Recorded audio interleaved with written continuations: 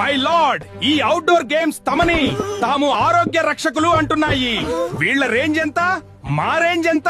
వీళ్ళకి అసలు మా గ్రాఫిక్స్ ఉన్నాయా? మేమే mobile games my lord, 4K graphics, live multiplayer, ప్రపంచం మొత్తం మా లోపలే. పిల్లలు మమ్మల్ని ఆడటానికి ఇంటి బయటికి వెళ్లాల్సిన అవసరం లేదు.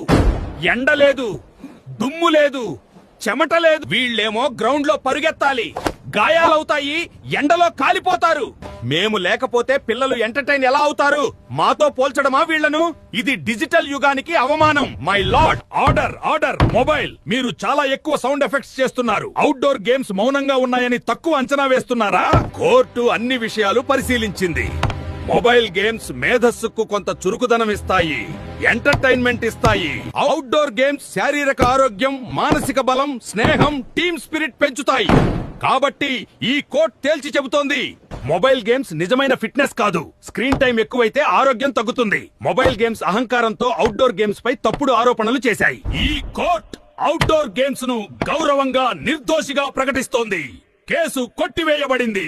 పిల్లలు ఎప్పుడు మొబైల్ గేమ్స్ కాకుండా రోజు కనీసం గంట అవుట్డోర్ గేమ్స్ ఆడాలి. మేము శరీరాన్ని బలంగా చేస్తాము, టీం వర్క్ నేర్పిస్తాము.